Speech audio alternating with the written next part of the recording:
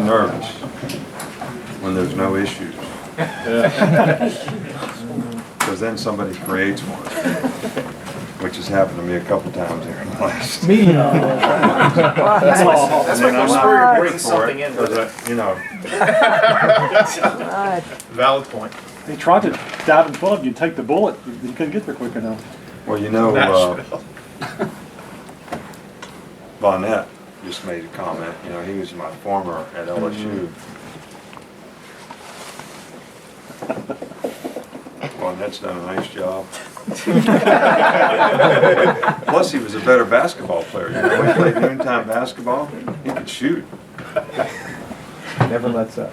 In the future. Will Muschamp just said that he wouldn't play FCS teams going forward. You just said you thought all 5 power conference teams should be playing against each other.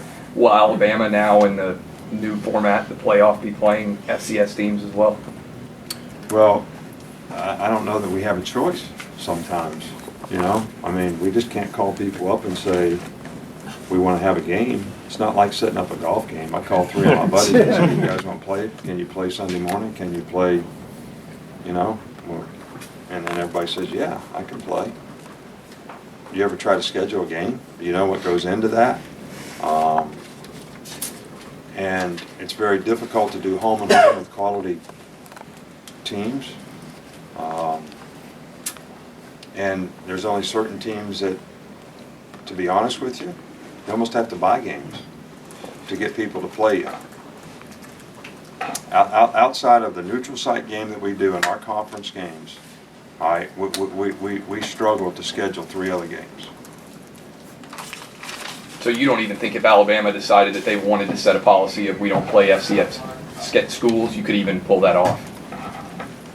We try not to do it now, but sometimes it's all that we have left to schedule so we can get 12 games. It's not by choice that we want to do it. And again, look, I'm for the first people that need to be taken into consideration here, who get no consideration, are the fans and the people who support the programs. Quality of games for them. So they want to come to the stadium and come to the games and support the programs and make it exciting for the players.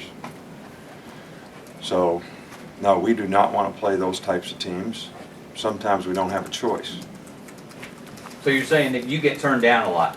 You might approach other schools or ask other schools whether they want to play, and a lot of times you get told no. That's right. We have a hard time scheduling games. How comfortable are you that you know what the selection committee is going to use to pick those 4 teams? I don't have any idea what they're going to use. Nobody's ever given us a criteria of what they're going to use, and the only comment that I've ever made about it is the one thing the BCS has is they have 13 years of experience of trying to get it the best that they could get it. So I hope that we use all those lessons to try to, at least whether they're included or helps develop the format. Is it troubling to you that you don't know, or do you feel like it's you just go and do your thing and let that? Well, I don't have any control over it, so it doesn't, you know, I mean, I have a lot of faith, trust, and confidence that there's a lot of good people in college football that'll do everything they can to get it right. Will it be perfect? Probably not. But, I think the people on that committee want to get it right as well. So, they want to get the best teams in the game. There seems to be a consensus opinion outside the program that Jacob Coker is going to be your starting quarterback. How far ahead of you in making that decision is the consensus opinion outside the program? Everybody. I mean, everybody's way ahead of me on that one. I've never seen a guy throw a ball since he was in high school. I mean, we recruited him when he was in high school, all right, and we saw him work out, we saw him throw, we saw him play in high school. I have not seen a guy throw a ball yet, or even move around yet. So, and in fairness to the players that we have, who worked hard in the spring and had a good off season, you know, Blake Sims and you know, all the other quarterbacks that we have who have made progress and improvement. Cooper Bateman, I mean, they all deserve to have an opportunity to compete, and we'll continue to compete, and we'll have a competition, you know, that will evolve over the summer and in fall camp, and then we'll make a decision about who we think will give us the best opportunity to win and play the best players. And I think that's what, it is that is required of us as coaches to try to do and be fair and honest with everybody. Nick, Hey, in light of the Michael Sam incident, would you be willing to sign a gay football player at Alabama?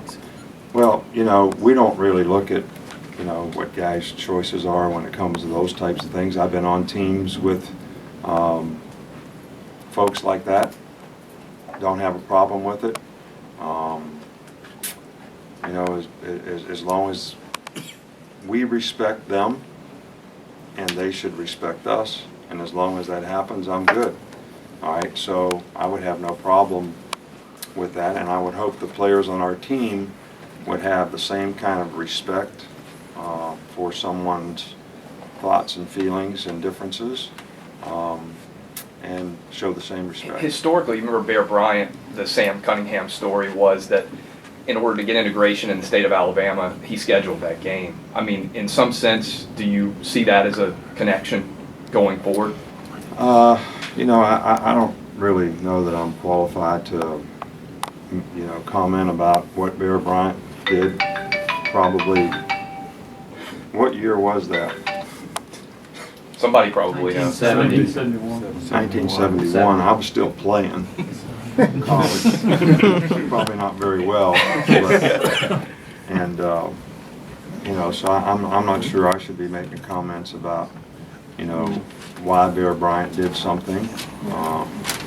But I do think a lot of the things that he did benefited the game tremendously, and I do think that some of the things that he did had an impact on, integration in the South, which is all a good thing.